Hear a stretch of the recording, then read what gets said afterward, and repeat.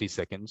So we are online now, and thank you, David, to be part of this. I'm really looking forward to your presentation. I know how much you've written about the subject, and I do understand 1 hour will not be enough, but let's take it from here. We'll continue the conversation. So please introduce yourself and please continue with your presentation. Okay, so good evening, Vietnam. Good afternoon, Europe. I think it's good afternoon, Ghana, if Isaac is around. Yeah, my name is David Shimoni. I am a mediator. I'm a professional mediator. I teach mediation. I belong to a cadre of court annexed mediations. Since really I have a lot to tell about the topic, I will not talk too much about myself. And because I would like to thank Vikram for this opportunity and for this fantastic platform. I was able to listen to part of the presentations. And I think my presentation to you today comes at a very convenient time for me, because we heard a variety of countries, a variety of cultures, each of them describing their authentic, their original way of dispute resolution. So my presentation will assume that many of you have listened to many of the lectures, and we got an idea of what it is like to perform a traditional dispute resolution system or mechanism. And I will try to connect it to modern mediation. I think this is a question that Vikram is very much concerned about. How do we bring modern thinking, modern mediation to traditional cultures and groups? And what I find interesting, and I'll address it in the end of my presentation, is what can we as modern Western mediators, how can we benefit from traditional dispute resolution methods, systems, and way of thought. So, second, I'm clicking the wrong computer. Wait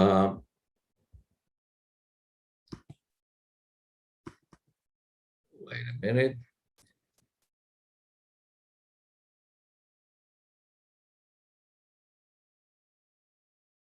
Okay, so I'll discussion today, and I'll address the question of how do we combine, or can we combine, traditional mediation with modern mediation through the personal journey I went through, exploring, learning, failing, until I reached some kind of an idea that I would like to share with you.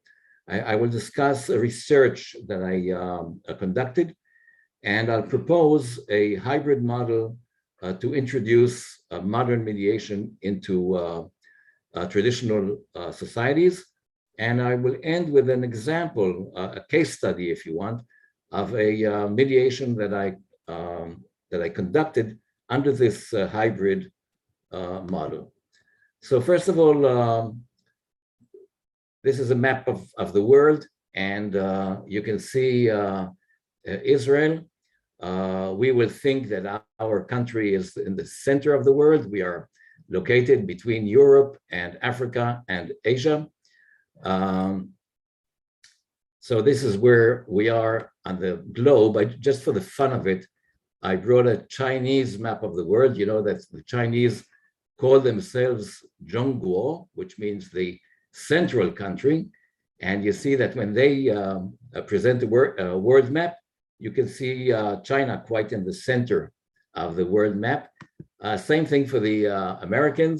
If they will present a map of the world, you will see America in the center. And I mention all this just to say that I guess ethnocentrism is universal. We all see ourselves as some kind of a standard, and the world is a deviation of our standard. So this is some kind of introduction to my talk. Back to Israel, we are map of the Middle East. We are in the Middle East, on the shore of the Mediterranean Sea. So this is where we are located. The state of Israel was established in 48, I think, just like India and Pakistan. We have about 9 million people living in our country.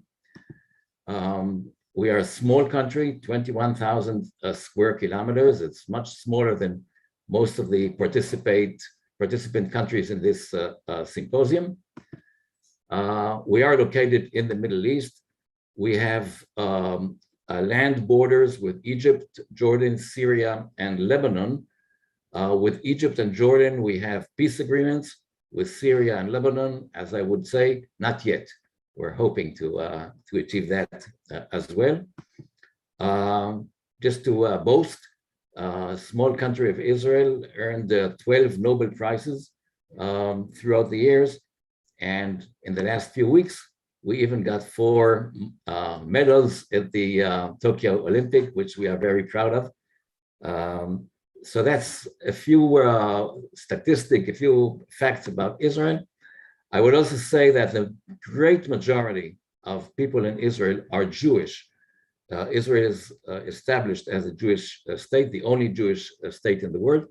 And about 3/4 of the population are Jews, and about 20% are Arabs. Most of them are Muslim, and a minority of them are Christian, both Catholics, Protestants, etc.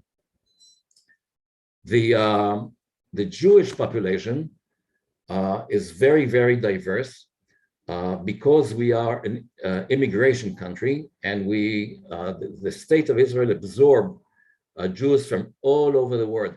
So when we try to describe ingenious dispute resolution mechanisms, we have most of them in the country because people came from many, many countries of the world, each one with their own tradition and with their own culture and their own way of addressing disputes.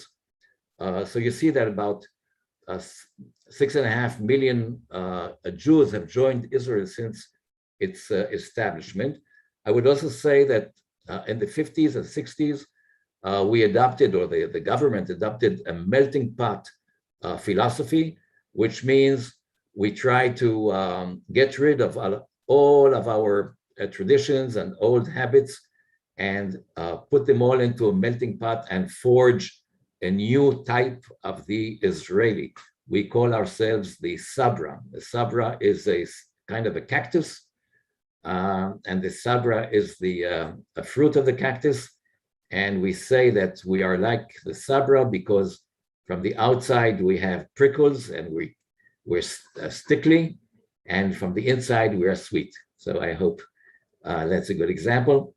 Anyway, these waves of immigration, including about 1 million immigrants from the former Soviet Union, starting in 1989, about 1 million, so that's about 20% of our population, arrived in a huge wave of immigration from the Soviet Union. But basically, and I say there are lots of challenges which I will address. And basically, Israel is typically what the common literature describes as a weird society, Western, educated, industrialized, rich, and democratic society. But it is composed of many, many, many traditions and many, many, many cultures.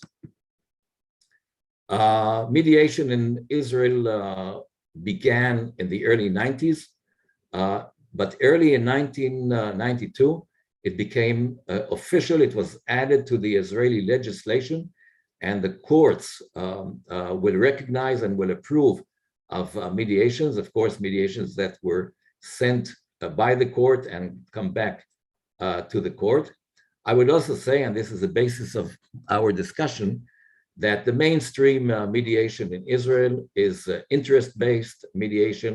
If you want problem-solving mediation, quite pragmatic mediation, facilitative mediation, very much under the the umbrella of the literature that was that came from Harvard, the Getting to Yes, and the PON, the Project on Negotiation.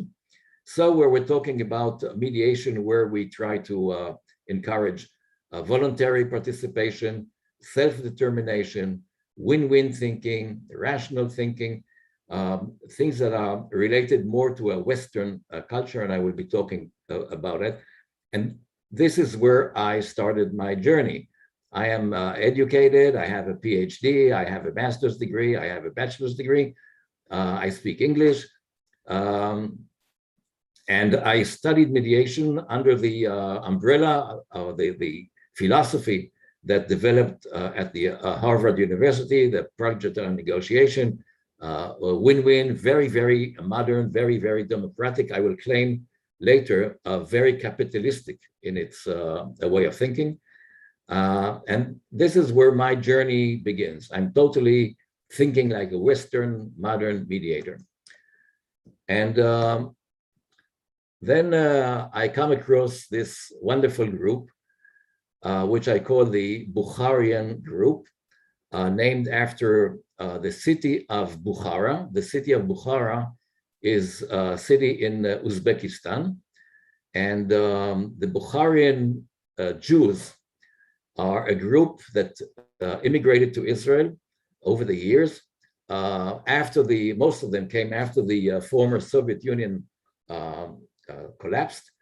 And Jews were allowed to leave their countries and to come to Israel. Before that, they were forbidden from doing that.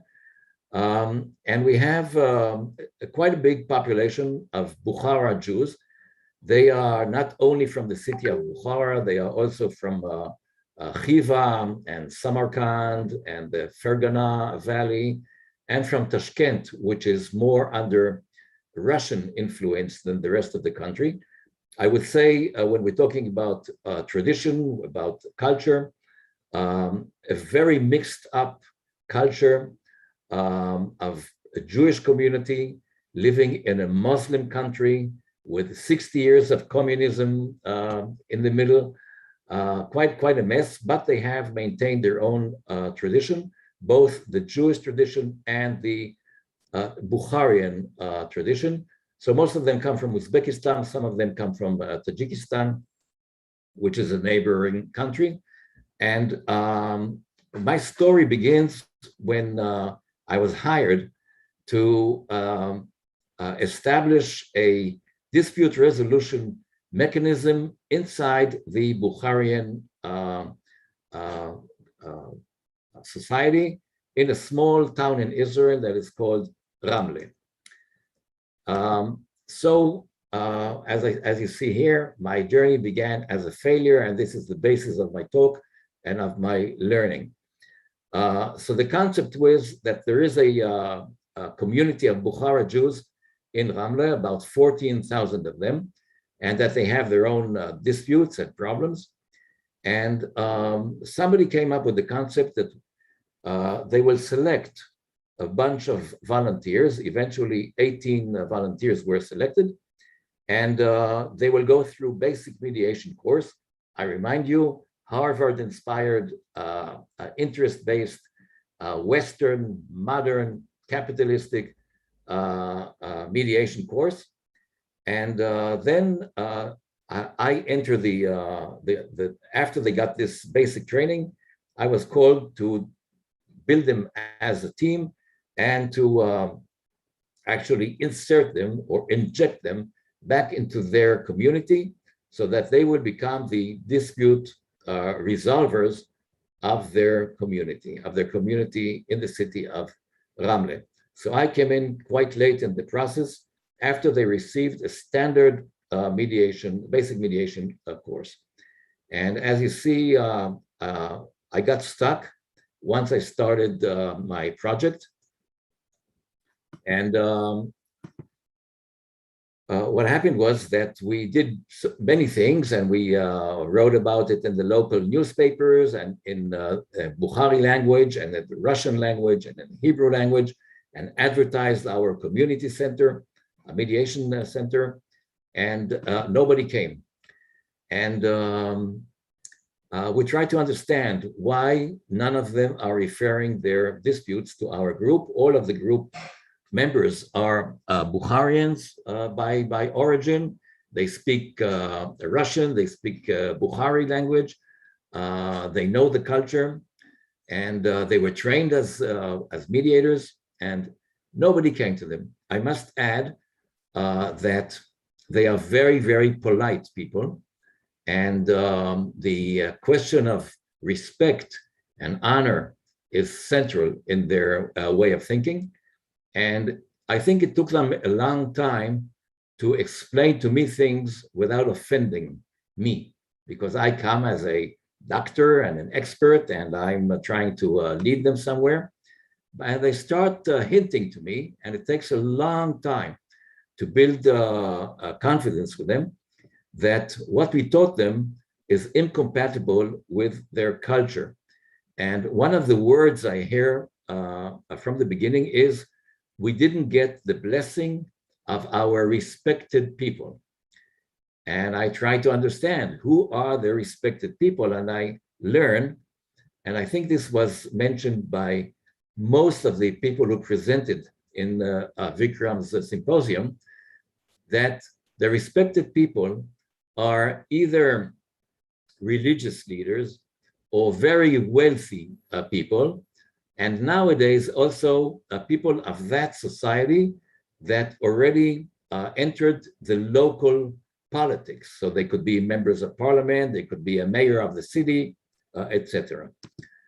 And we decided with the group, through my frustration, to research the matter and to understand why are we incompatible with their culture and what can we do about it. And I go studying. I go on a personal journey, a fantastic journey of curiosity, of learning, of meeting people, of reading, and I'll share some of it with you. I look to the East. I look to Asia. You see in the picture, I have grandchildren in Singapore, so that brought me to Singapore, and I start to meet with Singaporean mediators and judges and lawyers, and I give them some workshops, and we have some discussions, and I'm exposed to this book that you see on the slide, An Asian Perspective on Mediation, by two Singaporean researchers. And I start to understand that they propagate modern mediation, but they have adapted it to their own way of thinking. I get to learn about Confucianism, and I study now Confucianism. I read all of his books, and I understand that when they come to mediate, they want a mediator of authority, a mediator that has high standing in the society, a mediator that in a way they will obey his suggestions, okay? So we're talking about a very interesting variation of what I learned under the umbrella of the Harvard mediation system. And I start looking around my home in Israel. And as I mentioned, there's a large Arab-speaking population in Israel, Muslim, Christian, and Druze. Druze is a sect in the Arab society. And I learned about the sulh that was discussed a lot in Vikram's symposium. And I find my way to Dr. Doron Peli. You see his book on the right side of the slide. He's an expert, a word expert on sulh. In Hebrew, in Israel, we call it the sulha. And I start to learn how they solve their disputes within their community, within their traditional society. I learned mostly from Dr. Doron Peli that we're talking about disputes in a collective society. So the dispute would be between families or clans and not necessarily between individuals. And I learned about the toolbox that the conflict resolvers use that are mainly a combination of mediation technique and arbitration technique. I looked at the South, a bit to Africa. In the past 2 decades, about 140,000 Jews immigrated from Ethiopia, and they immigrated with their original social order, with their leaders, with their religious leaders, and with their, you'll see here on the bottom of the slide, they call them the smugglers. The smugglers are the elders of the villages, the elders of the groups, and they were the people who used to resolve conflicts. And I start to investigate, what did they do? How did they do? What was their secret? What was their success? And so this is a part of a studying journey that I went through. Eventually, Doron Peli and myself discussed over many, many good lunches, especially in fish restaurants, what is the significance of what we learned about the Sulh, the Arab or the Muslim a way of dealing with conflicts, and what I learned in Asia through the Singaporeans and then Chinese writing, and a little bit about Africa through the mechanism that was used by the people who came in from Ethiopia. And we ended up with an article that was published in the Negotiation Journal about 2 years ago. And I'll give you a few highlights from that article. The picture is of my friend Doron Peli. We came to realize that we can see 3 types of cultures when we're talking about how we deal with conflicts. A culture of honor, a culture of faith, and a culture of interests. And when I talk about honor, I'm talking about the Arab world, the Mediterranean world. When I'm talking about faith, I'm talking mostly about Asia. And when I'm talking about interests, I'm talking about the modern Western world. And we see that these 3 types of cultures, each one of them will have their own way of dealing with conflicts. I would add that it's not only how they deal with conflicts, it begins with what actually will constitute the conflict. Why will people come into a conflict? And we'll see that it is very different from one culture type to the next. So when we're talking about a culture of honor, we're talking about, this is a map covering more or less where we can find the culture of honor. Arab-speaking countries, the southern shores of the Mediterranean. Last week, I was happy to hear on Vikram's Symposium, a mediator from Romania who described a conflict resolution in Crete, in the southern side of Greece, and very, very similar to what we know about the honor culture. So we're talking about the Middle East, we're talking about the southern parts of the Mediterranean. Maybe Giovanni will find something in Sicily that resembles a culture of honor. Maybe people will see that in the southern part of Spain. So this is the geography of the culture of honor as far as we're discussing conflict and conflict resolution. An interesting thing that I stole from Dr. Doron Peli is we in the West, and I believe many of you are familiar with the Maslow hierarchy of needs. Maslow, an American psychologist, who published this hierarchy of needs and said that we will go up from very, very basic needs, physiological needs like food and water, and we'll go up to some kind of security and safety. And then we will go to psychological needs like affiliation, like belonging, and then we will go to esteem and honor and respect, and we'll go up this ladder. But what we notice that in the culture of honor, the question of honor sometimes will come as a basic need. And we will see that sometimes people will lose their lives, they lose their freedom, they lose their money, because they put the question of honor, of respect, before any other basic need. I quote here something that I found in many places: it is better to die than to suffer humiliation. Okay, so we see that honor sometimes will come at a higher level or a higher grade than life, than money, than basic needs. Another sad derivant of honor in honor cultures. There's a lot of literature about it.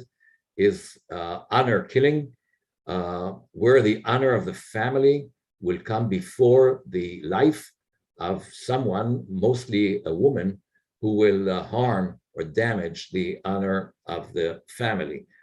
And when we're talking about honor, we're talking about honor culture. We're talking about people usually who are very outspoken.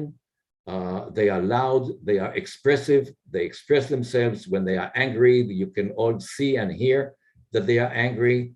A very, very basic reaction to being hurt, or to your honor being hurt, is to seek revenge. An eye for an eye, a tooth for a tooth, things that Prophet Muhammad quotes from the Old Testament.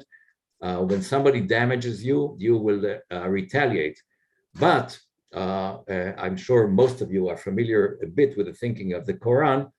The Quran understands retaliation, but advocates peace and advocates a conciliation.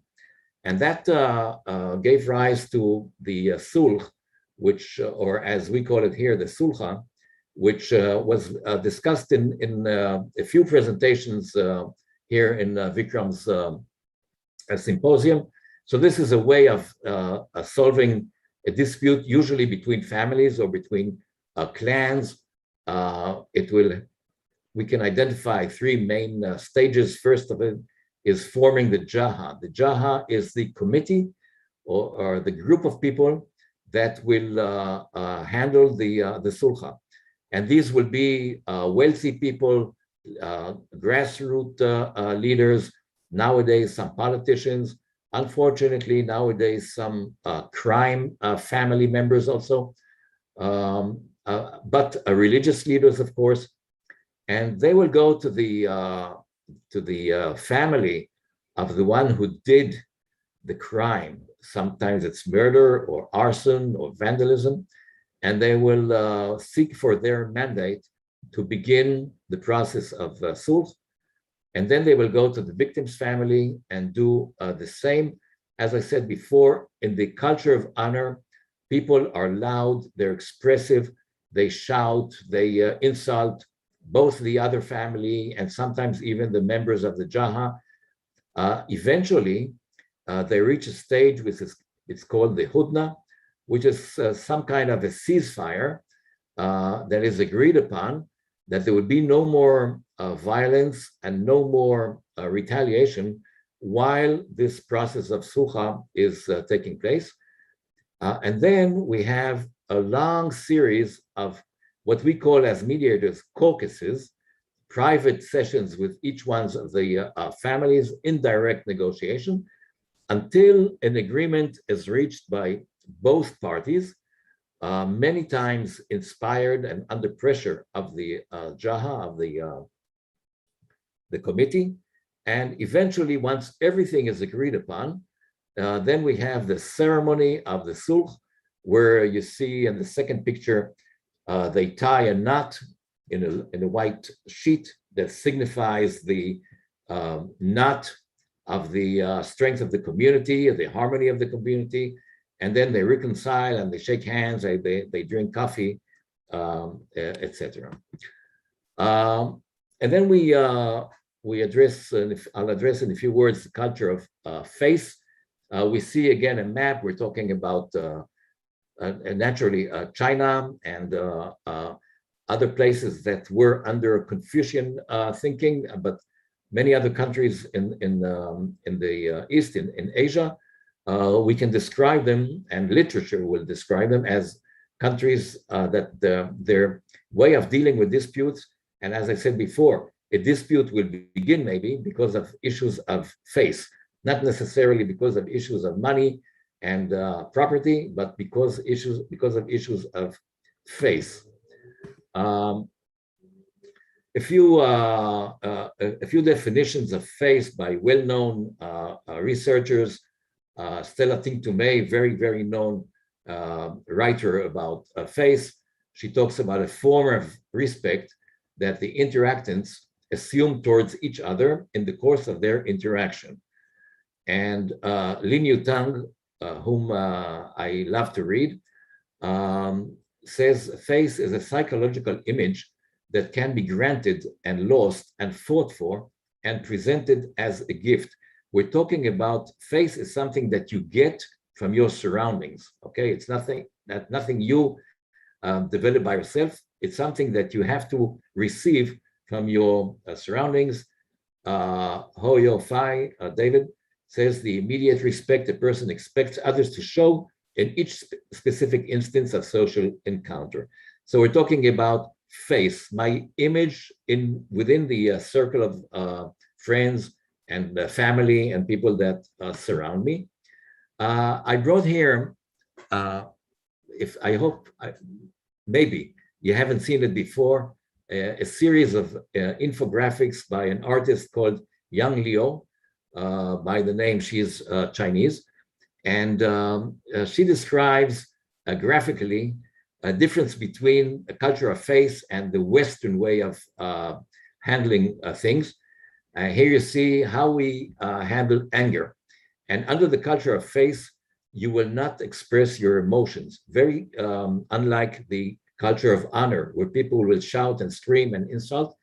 Under face, you swallow everything, you show an indifferent face, and you will never lose your temper, because if you lose your temper, your face level deteriorates extremely, and you try to avoid escalation. So you see here in the infographic, you see in the blue, a Western person, I think she lives in Germany, a Western person, when he's angry, you see that he's angry. Under the face society, when someone gets angry, his face is still smiling. He will not show his emotions. And how do we express ourselves? In the Western modern society, when I want to say something, I just say it. This is what I want. This is where I refuse. This is what I demand. This is my price. And under the country of face, the culture of face, when I don't want to escalate dispute, when I want to maintain harmony, I walk my way around and I talk gently and I go to the left and I go to the right until finally, maybe I reach the point that I want to make. And the third drawing is how do we go into a problem? How do we address a problem? And on the left, you see the Western side. Anybody familiar with military strategy? We're talking about von Clausewitz friction. We walk into the enemy and we smash the enemy and we create friction with the enemy. And if you're familiar with the Chinese Sun Tzu of 500 years before the modern time, he would say, if you want to advance in your enemy's territory, don't go where you find the enemy. Go around the enemy, go around the problem. So I bring you these slides. There's a big series of them on the internet, and I will encourage you to watch all of them. Anyway, when we come to deal with disputes within a face culture of face society, we actually are all the time offering gestures and sayings that will maintain, that will restore face. So when we're talking even a commercial dispute, it's not only the matter of the sums of money, of the timetable of the deal, it's how we address each other and how we offer our suggestions, how we offer our prices, how we express our doubts or our objections in a way that will not offend and will not cause the other part and myself to lose face. And then we come to the culture of interest, which would be what I will say the modern Western culture based on utilitarianism. What can I get out of it? What's the benefit for me? We all talk in our basic mediation courses about maximum profit.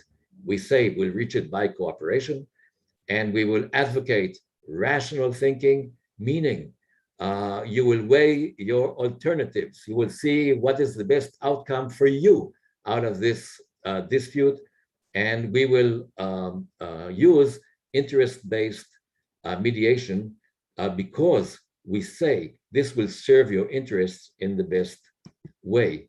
Going back and finding the origins of it, I went to Max Weber, the sociologist, who quotes Benjamin Franklin, who says that what we describe as values, like honesty, like punctuality, are things that we adopted because they will be good for our business. They would be good for our income.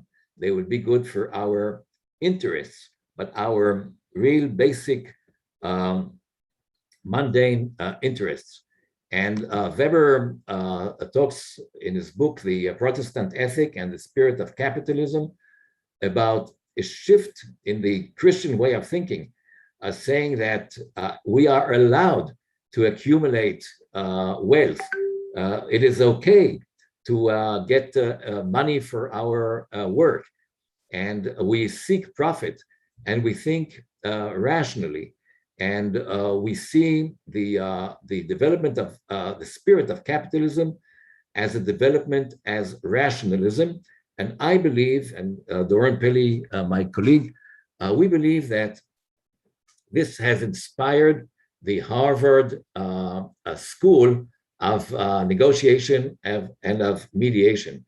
We are trying to convince both parties to reach a win-win situation of maximum profit. And we're talking about interests. In our article, we referred to, I'm sure that you all know the left column of this table.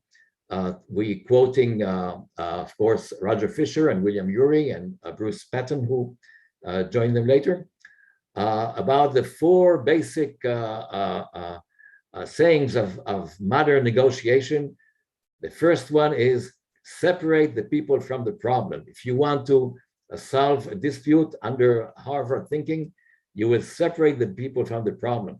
Don't think about the person, he's so bad, he's so nasty, he's so stingy. Think about, how do I, if it's a neighbor dispute, how do I solve the problem of the smoke that comes from his barbecue into my balcony? Not about what kind of person he is. And the second rule would be, focus on interest and not on positions. And then options, generate a variety of options before settling for an agreement. And base your agreements on objective criteria. And you see on the two right columns, we will propose something very, very different. You cannot separate the people from the problem. Not in honor culture and not in faith culture. You have to address the people. You have to address their honor. You have to address their need for respect. You have to understand their need is, in the Arab world, we will call a good deal an honorable deal, even an honorable price, an honorable outcome. So we do not offend each other, and same goes in a faith-based society. And so I would say very, very different from the culture of interest. I'm saying this because we as mediators, we are under the umbrella of the culture of interest. And when we are addressing Vikram's symposium about culture, we must look at the two right columns of this table and understand that we have to make our adjustments. So we are taught in the West that a mediator is neutral, that a mediator is facilitative, sometimes passive. He will nod his head, he will mirror what people say, he will ask questions. He's a good listener, he doesn't talk too much, he listens more than he talks. He has no agenda of his own. He's totally for the parties. He wants to help them. He has no agenda. He doesn't want to promote anything for himself. And usually, he's not also part of the enforcement of the agreement. Once he brings the parties to an agreement, they sign their mediation agreement, and the mediator is out of the picture. The disputants cannot call him later and say, listen, he didn't pay me, or he didn't fix the wall in the time that he promised to do so. A minute. When we're talking about the traditional dispute resolver, we see quite a different image of a person than the mediator, and we heard that from many, many of the participants in Vikram's symposium. In many cases, he is judgmental.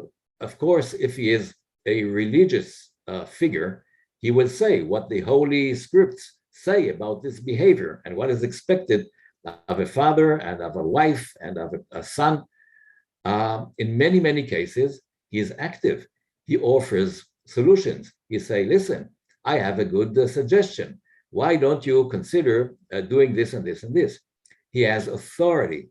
He comes from usually from a higher level of society, either because of his age or because of his wealth or because of his power, his family.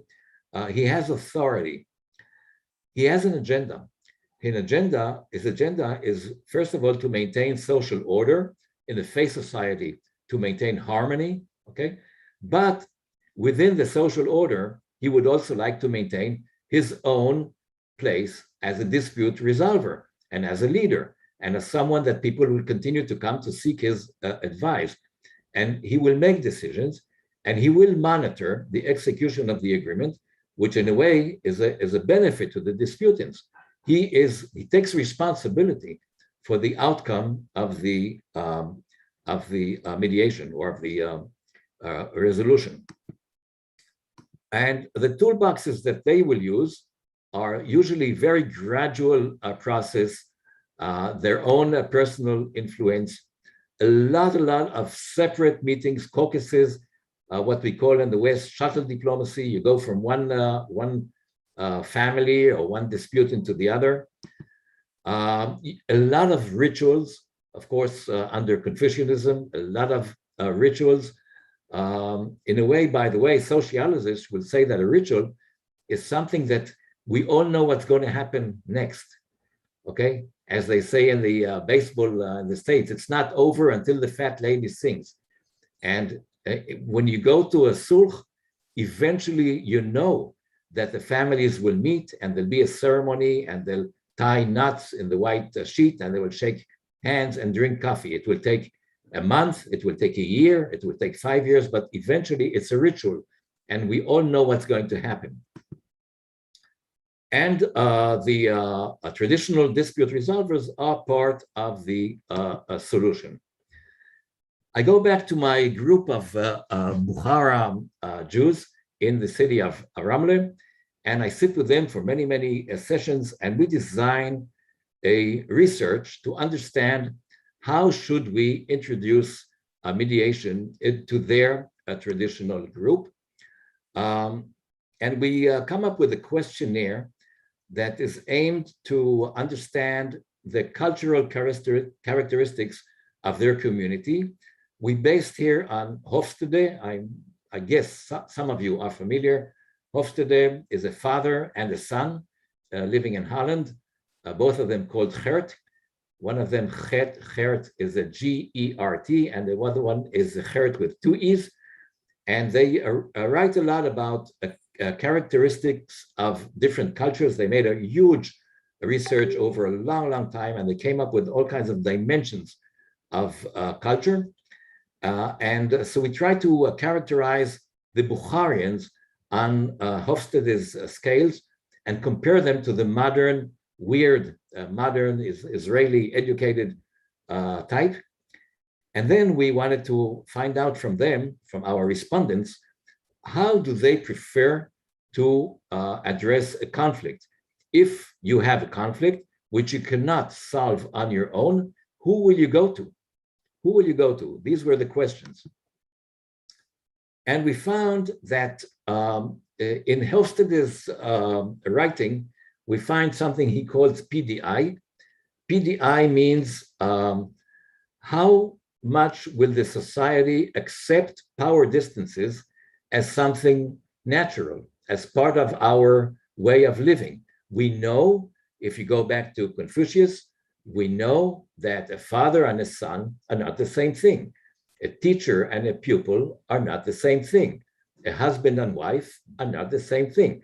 So these are societies where the PDI is high. We accept differences. We are afraid of our boss. We are very respectful to anybody older than us. And another dimension is the UAI, Uncertainty Avoidance Index. And we see that in many traditional societies, they can absorb and live with uncertainty. Sometimes they will prefer uncertainty because that will dodge them from conflicts. So we don't speak specifics. We don't say yes, and we don't say no, and we don't say 180,000.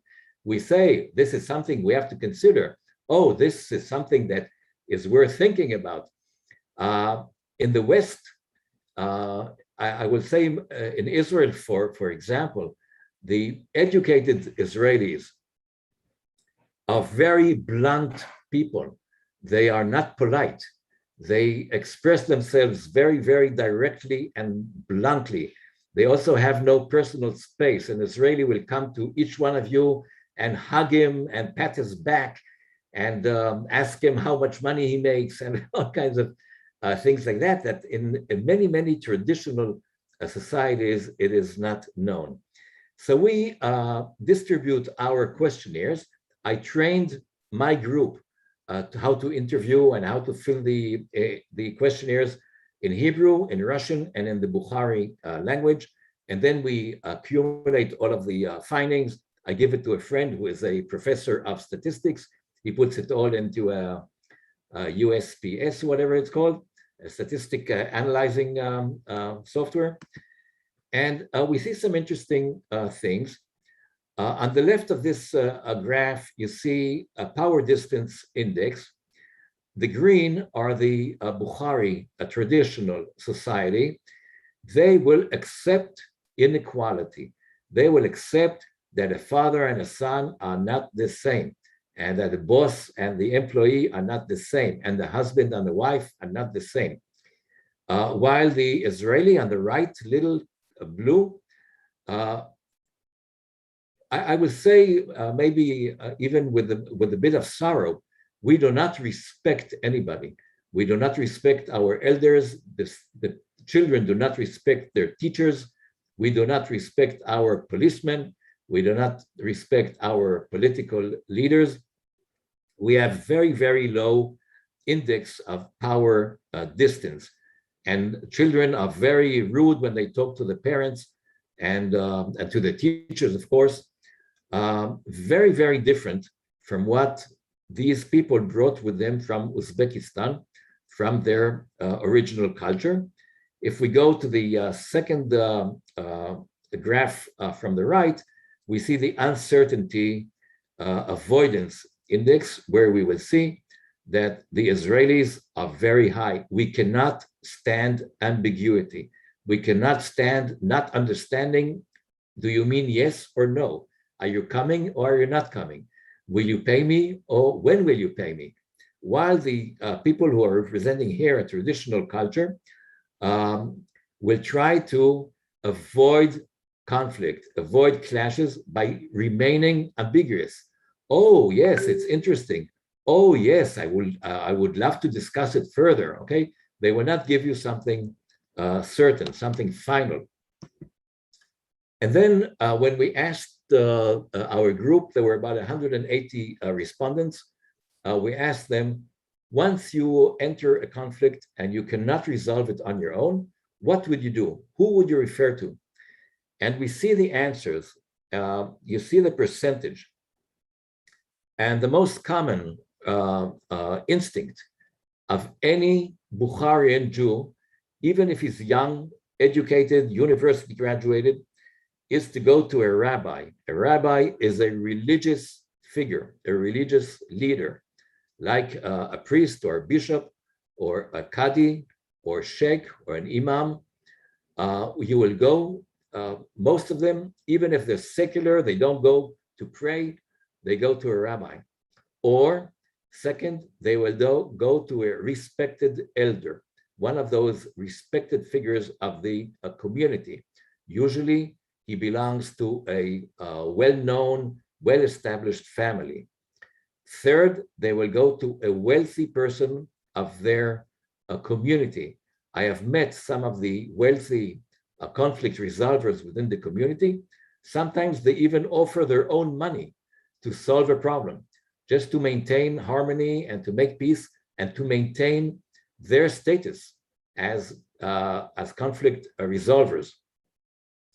You see this 28% of people who replied that they will go to a mediator. I don't think that's true. I think that is to save face of the mediators who interviewed them. I'm not sure all of the respondents really know what mediation is, but since the people who conducted the research were my volunteers, and they said, I am a mediator in the Community Mediator Center in Ramle, I think out of politeness, we got this 28%. And then only 13% will go to the court. 5% will go to the modern establishment of the Bukharian community, like a member of parliament. And 1% only will go to the police. I think this will correspond with a lot of things that Vikram is trying to encourage us to think about before we tell people to go to court.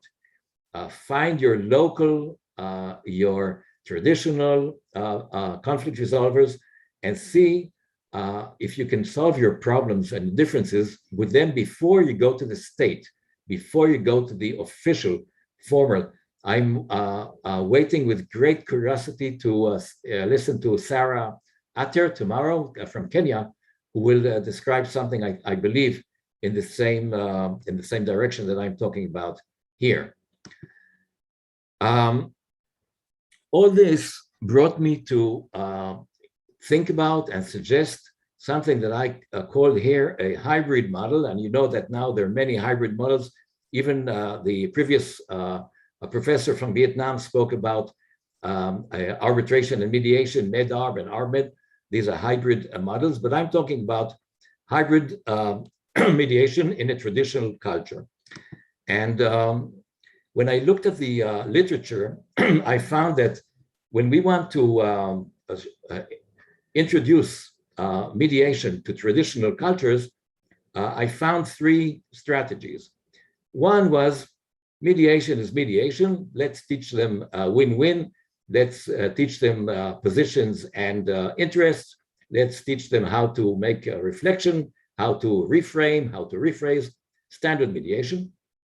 The other strategy is, standard mediation, but be culture sensitive. You have to know something about the culture that you are intervening in and make your adjustments. And a third strategy, very interesting one, was take the grassroots leaders, the ingenious conflict resolvers, and teach them mediation. I have a very interesting book by a German company or a German fund that taught mediation in Africa and in Ethiopia. And they took Harvard-based mediation And instead of talking about money and hotels, they talk about camels and boats. And they tried that way to introduce mediation to a traditional culture. So instead of mediation, the assumption is that a conflict would have universal characteristics. We know what a conflict is. We can mediate a conflict by applying a proven routine based on theory. Take Getting to Yes by Fisher and Urey, and apply the techniques. And you will find a few schools of mediation, like the interest-based, like the transformative-based of Bush of Folger, whom I adore, and the narrative mediation. But all of them say, yeah, a conflict has its own characteristics, and we know how to address conflicts in all societies. The culture-sensitive mediation will say that yes, there is a basic mediation, but we have to know something about the culture. We have to get some training about how to become culture sensitive. I'm quoting here this beautiful book by Lee and Tev, Asian Perspective on Mediation. So yes, apply the Harvard mediation, but be sensitive to the group of people that you are intervening in. And the third method I spoke about was teach the indigenous resolvers mediation. And I show here something of Jean-Paul Lederach, who did a lot of work in South America with indigenous Indian tribes. And he came to them with, especially in Guatemala, with his Harvard-based mediation, and he taught them, the Indian chiefs, how to mediate. And when they started doing their role-play simulations, they told the mediators, you look like two gringos. Gringos is how they call Americans, North Americans in the Indian tribes. And that brought me to suggest a fourth strategy, which I call hybrid model. It is performed as co-mediation when one of the team is a traditional conflict resolver and the second one is a modern professional, and they a modern mediator, and they both work together as a team. And the traditional mediator will bring respect to himself and to the process, will maintain the social order, will talk about harmony, about good relationships. He, with his authority, will have some way to achieve commitment by the participants. And he comes with his specific knowledge about the way of life of the culture in which we are intervening. And the modern mediator will come with the understanding of interest and not positions, of voluntarism, informed consent, the way that we can express ourselves, the thinking of win-win, and our knowledge of how to do things, how to conduct a session, how to ask questions, how to rephrase, how to reframe. And I suggest a joint work by these two professionals. And I will end, Vikram, do I have a few more minutes? Basically, we'll have to ask Andrew because it is Andrew's time. Andrew, how much time you can give us, please tell us. I can give you about an hour, but please, David, do finish. Don't worry about me. No, we have to get your 1 hour also. We don't want to take away from that. So you have to give us 1 hour. David, I'll end in several minutes with a story, because after my research within the Bukharian community, I got a phone call from a very, very, very, very senior, important rabbi and religious leader of the Bukharian community. And he said, listen, let's do something together, which is my model. Let's work together on a case. A couple encountered him and asked him to help. And he said, I want to do it together with you, David. And I said, sure, I will do it. I will do my part, you will do my part, but you have to promise me one thing. You are in charge of that we are both satisfied, that the woman is not afraid of her husband, and that there's no violence between the husband and the wife, And this rabbi says to me, okay, as Giovanni would say, ci penso io. It's my responsibility. I will take care of it. And we get to know the story. This is a taxi driver of Bukharian origin, and she is an educated person. She works as a medical assistant, and she gets more money than he earns, which is already an insult to the husband. And she starts to work late hours and assumes more responsibilities and discusses, goes to represent the medical center. And he comes home and he's smelling the kitchen. Where is my good Bukharian dinner? And she's not home. And she loves the work. And he commands her to resign. He says, you must leave your home. One day he shouts at her and he says, now I'm telling you, you will leave work. And she says, yes, my husband, I will leave my work. And the next day he calls her and he says, where are you? At work. I'm at my clinic. And he says to his wife, tell your boss, I'm coming to kill you and him. So she tells her boss, and the boss informs the police, and a squad car comes immediately, and police officers spread out in the clinic. And after some time, this little tiny skinny taxi driver enters the clinic. He is immediately arrested, handcuffed, and taken to be investigated or interrogated. And a criminal process begins. And then they, the couple, as a couple, call the rabbi and say, Rabbi, please help us. This is not what we want. And this is where we, myself and the rabbi, we conduct our joint mediation or co-mediation, 2 joint sessions, 2 caucuses. And we're not talking only about her place of work. We're talking about he doesn't allow her to spend any money without his permission. We're talking about he doesn't help her to educate their children. And she's stuck with helping them with their homework as he is not there. The thing she spoke about is that he is a taxi driver and he works on weekends. And on weekends, taxi drivers in Israel, maybe in other places, earn twice the wages they make on a regular day. And we talk about all these things. At some stage, the husband goes out of the room and the rabbi remembers his promise to me, and he leans towards the woman and he says, are you afraid of your husband? And she says, no. And he says, is he threatening you? And she says, no. And the rabbi says, how can you satisfy me that you are not afraid of your husband? And she says, because he is scared of my father. And the rabbi looks at me and he says, it's okay. You have nothing to worry about. There is a balance of terror. And eventually we reach a full agreement about all issues. She maintains her job, but she will come home earlier and she will tell him what time she's coming home. And the husband can work only 2 weekends a month, which is a big thing for a rabbi to allow, because the rabbi does not allow work on a Sabbath, on the Saturday. The rabbi inserts his agenda. They will come to him to learn about family life and traditional life. We all signed the agreement.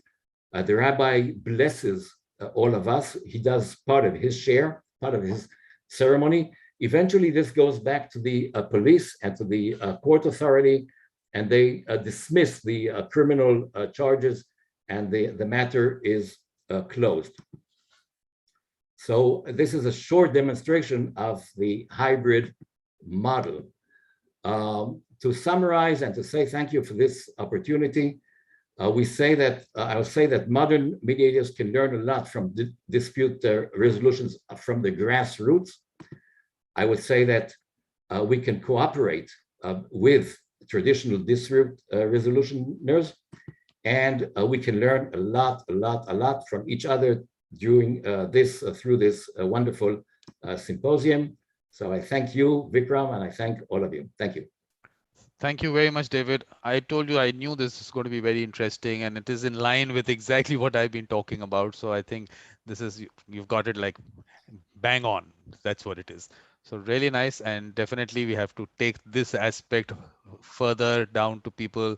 That person, Kristen from Romania, I think he was also on the same track. I think we need to get that discussion going a little more. But first of all, let's thank Andrew for giving us that little extra 10 minutes. Thank you very much, Andrew. And have you met David, Andrew?